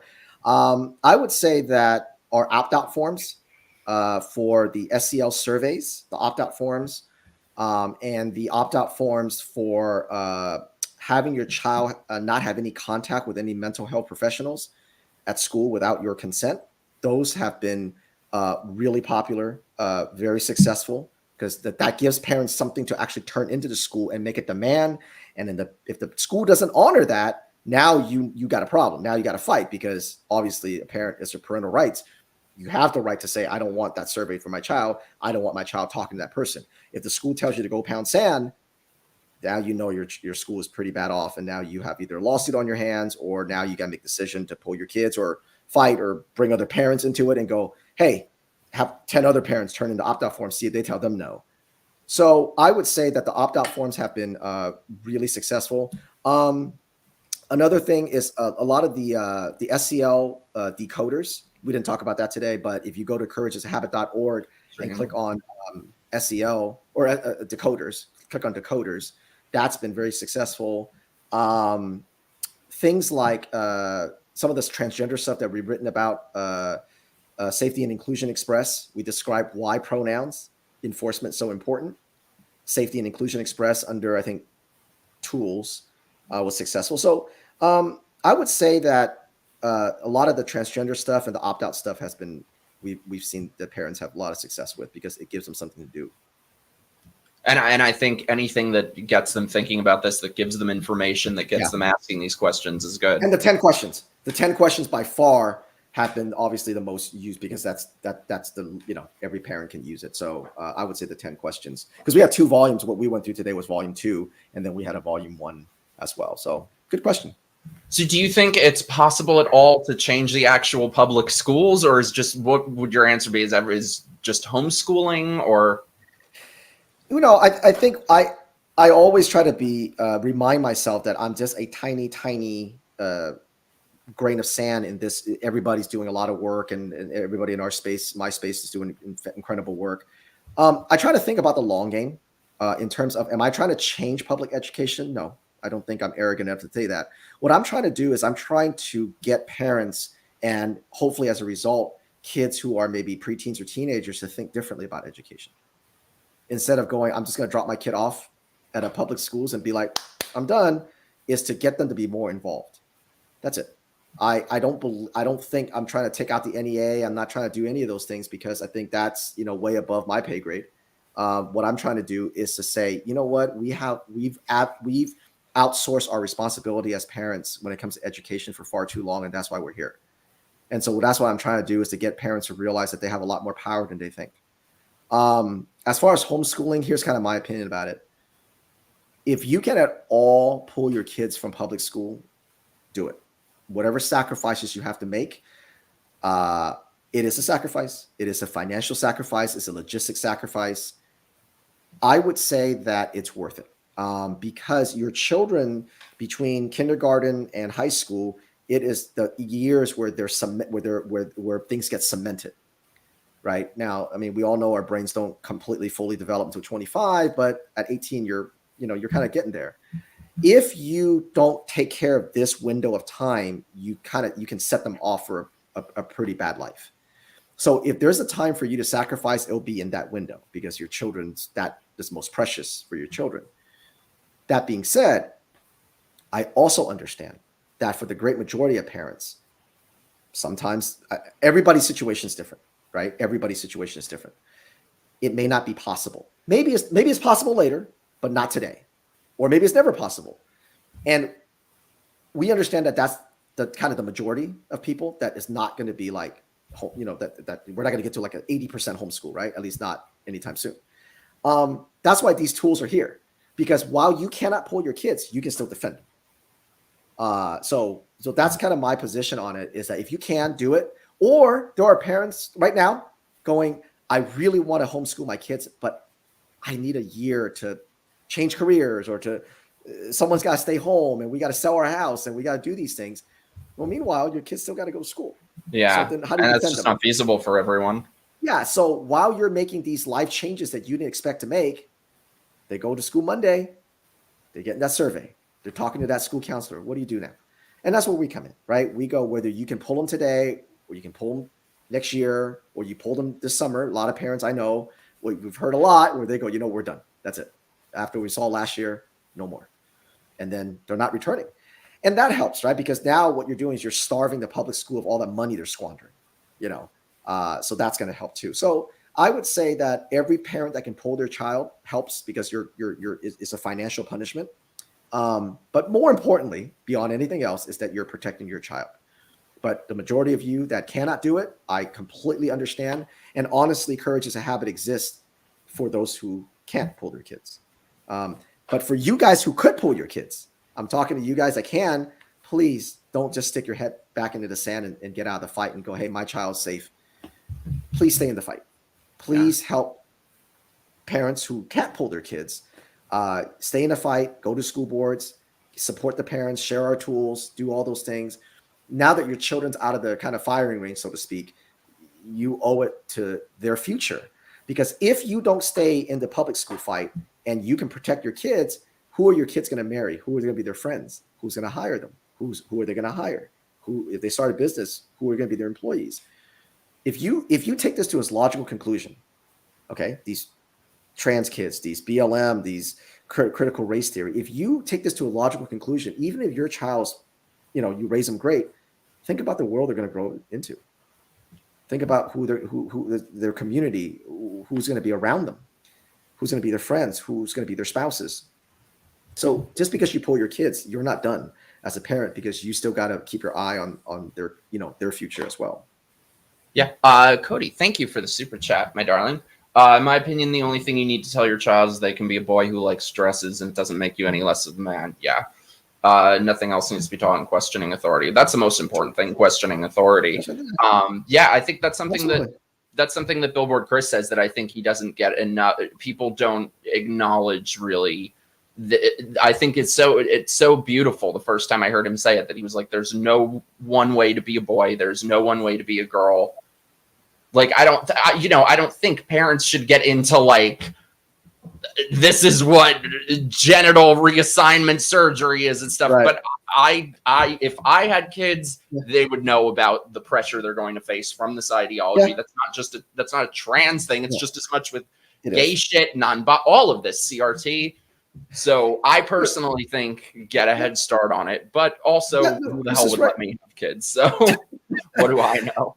Chris is absolutely right. His about there's no right way or wrong way to be a girl or a boy, right? He's absolutely correct. But honestly, if you ever go out to a park, you go to a friend's birthday party, kids, niece, nephew, whatever, right? And you see a bunch of kids, the great majority of boys are one way, the great majority of girls are one way. That's just how it is. And then you've got a percentage of boys who are a little bit more on the feminine, girly side, and some girls who are tomboys. And that's perfectly fine. A lot of them just kind of balance out, or they don't. So what? That's just personalities, right? There's just personalities. There's guys who are musicians or artists who are on the feminine side more. There's girls who do certain different things on the feminine, masculine side. But then I've seen girls who are like really butch, and then they have an event or something they go to, and they get dolled up and dressed up, and you're like, the hell? So. Well, what happened to individuality? That's what I hate. Is I used to love like people with androgynous style, the David Bowie, the Davey Havoc, the Rocky Horror. That's right. And now they just want to put everything into a box. Yeah, it's a costume. It's a costume. You get on stage, or you have your art gallery, or you go and you go to a party or whatever. Or just so what? It's individuality, is personality. So what? It doesn't mean you take a 13-year-old and mutilate them. It's the most insane. It is modern day child sacrifice, and it's even for us that do this all the time.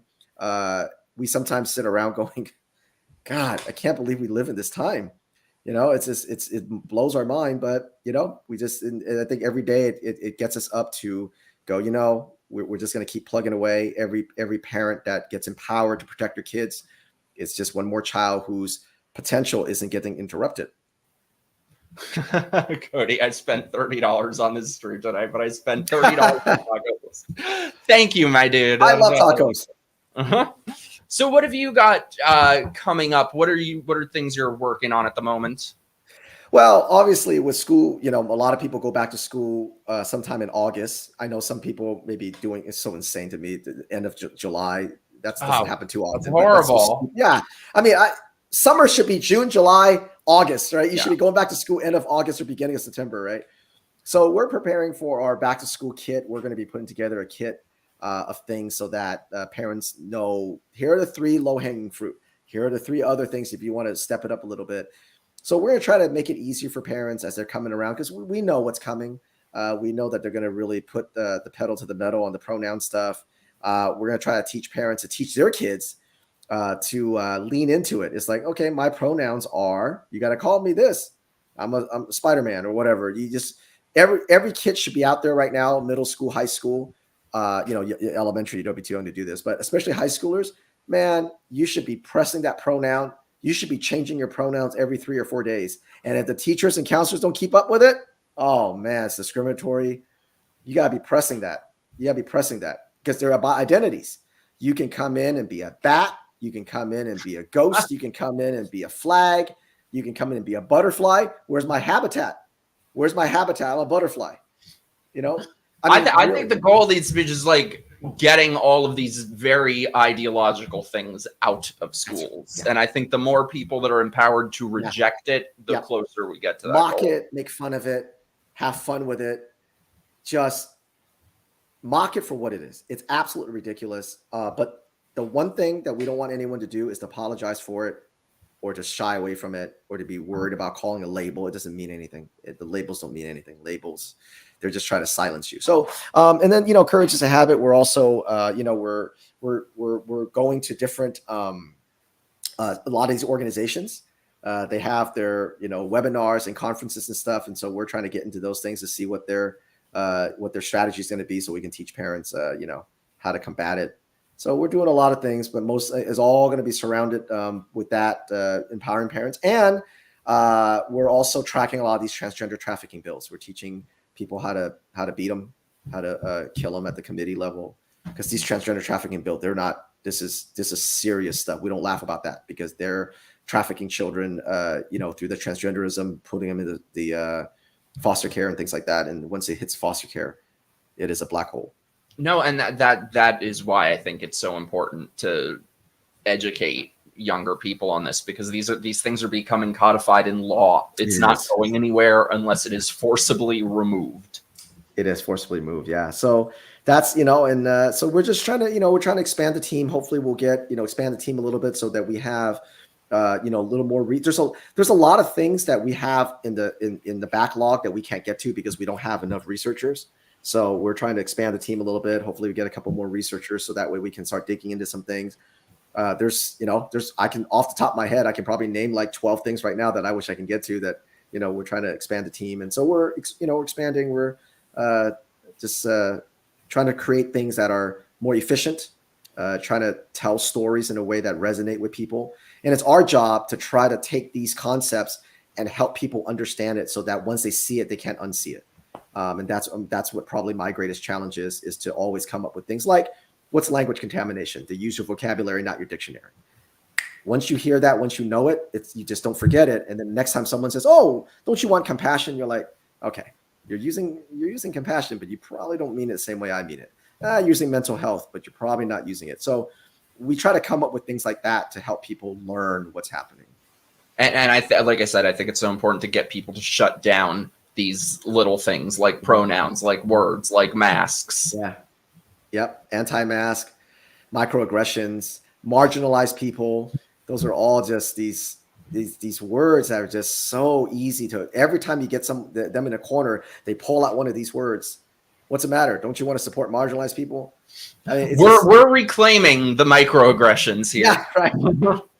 Exactly right. But so, and then, being on platforms, hanging out with people like you and talking and hearing your perspective, it's always such inspiring for us too, because we get a different perspective, and listening to your fans, it helps us remember who we're making all this for, and it helps us not be in an echo chamber, and that's our biggest challenge too, because the moment I'm in an echo chamber, we become useless. So. Yeah. Well, thank you so much. Everybody need to go check out his website. He has things on every topic you can possibly conceive of, and then some. Alvin, I'm such a fan. I think you do amazing work that people need to hear. Thank you, my man. I really appreciate this. You're such a joy. You're such a joy. Thank you, my love. Man. Oh, thank you so much. So everybody go follow him on the Twitter, support him. He's amazing. I will have a video out on Thursday. Finally, I will be the last person on YouTube making a video about the friggin' Barbie movie, but I need to learn how to get faster with editing. And tomorrow, join my locals tomorrow. We are having our hate watch party for the latest episode of And Just Like That, which I'm sure you watch all the time, Alvin. I'm a huge fan, sure. Oh, well, thank you so much for being here. This is amazing. I had a great time. Hey, thank you, my man. See you later. Talk to you soon, dude.